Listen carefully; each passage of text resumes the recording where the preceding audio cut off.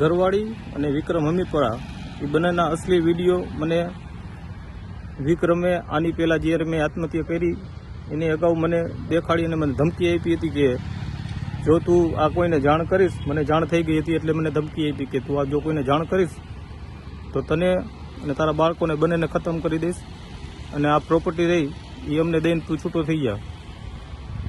આવી ધમકી મળી એટલે મેં કંટાળીને એમ કીધું કે શું કરવું હવે, મારે કેને કહેવા જવું. એ થાકીને હું આત્મહત્યા કરું.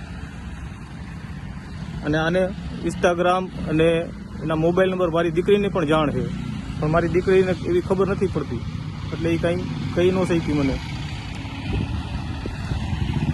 આનો ફોટો પણ સ્ક્રીનશોટમાં હું પાડીને રાખું. મારું નામ રાજેશ રમેશભાઈ ઝીંઝવાડિયા છે ને મારા ભાઈનું નામ દિલીપભાઈ રમેશભાઈ ઝીંઝવાડિયા છે. એને 1 મહિના પહેલાં આપઘાત કર્યો હતો. પછી પોલીસ સ્ટેશન અમે ફરિયાદ લખાવવા ગયા હતા, પણ પોલીસવાળા મારી કોઈ ફરિયાદ લેતા નહોતા. એ કે પ્રૂફ લઈ આવો કીએ. પછી 14 તારીખે એના મોબાઈલમાંથી 3 વિડીયો મળી આવેલ છે મને.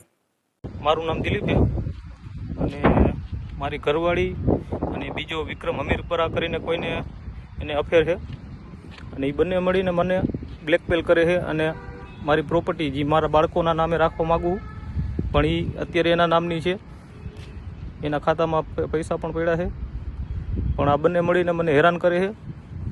અને મેં જો એના ભાઈને ફરિયાદ કરી તો એના ભાઈઓએ એની બેનને મળીને મને મારા ઉપર એક ફરિયાદ દાખલ કરી હતી, જેથી હું કંટાળીને આપઘાત કરવાનો પ્રયત્ન કર્યો તો પણ મારું બચી ગયો. પણ હવે આ પરિસ્થિતિ એટલી ગંભીર થઈ ગઈ છે કે કોઈ હવે મારી કાબૂમાં નથી. હું થાકી ગયો, કંટાળીને આ પગલું ભરવું. મને ન્યાય મળે કે ન મળે મને ખબર નથી, પણ હું થાકી ગયો. એ મેં પોલીસ સ્ટેશનમાં પણ રજૂ કરેલ છે. એ વિડીયોમાં વિક્રમ હમીરપરા અને એની ઘરવાળી પત્નીનું બેના કાંઈ આડા સંબંધ હતા, એના કારણે એને આપઘાત કર્યો છે. અને એ પણ કહે છે કે તું આમ પ્રોપર્ટી મૂકીને આમાંથી નીકળી જા, નકર તને તારા પત્ની એટલે તારા બાળી છોકરાઓને બધાને હું મારી નાખીશ, એવી ધમકીઓ પણ આપે છે. અને એના ભાઈઓ પણ આમાં 2 સંડોવેલા છે. એકનું નામ નવગણ છે, એકનું નામ જયેશ છે. આ બધા ભેગા થઈને મારા ભાઈને ત્રાસ આપ્યો છે અને મારા ભાઈને મરવા મજબૂર કર્યો છે. પોલીસે હજુ સુધી કોઈ કાર્યવાહી કરી નથી. આજે હું એસપી સાહેબને પણ રજૂઆત કરી આવ્યો છું. 2 જણાના નામ લખ્યા હતા, પણ એના ભાઈઓના 2 હું નામ લખીને એસપીને આપી આવ્યો છું. અમને જલ્દીથી જલ્દી ન્યાય મળે અને જલ્દીથી જલ્દી આ બધાને ધરપકડ કરે અને કાયદેસરની કાર્યવાહી કરે. 13 તારીખે બીજા મહિનામાં 2026 મેં આપઘાત કર્યો હતો પણ હું બચી ગયો હતો, જેનો વિડીયો પોલીસ સ્ટેશનમાં પણ ત્યારે મેં એને મારી આબરૂ માટે મેં ખોટી અરજી લખાવી હતી કે મેં જાણી જોઈને કે મને ચક્કર આવ્યા એવું લખાવીને મેં રફા દફા કરવા માગતો હતો, પણ આ બધાએ મને બહુ હેરાન કર્યું.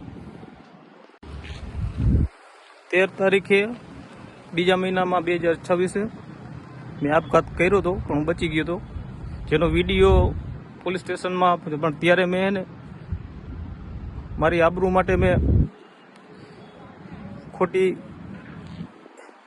ખોટી અરજી લખાવી હતી કે મેં જાણી જોઈને કે મને ચક્કર આવ્યા એવું લખાવીને મેં રફા દફા કરવા માગતો હતો, પણ આ બધાએ મને બહુ હેરાન કર્યું.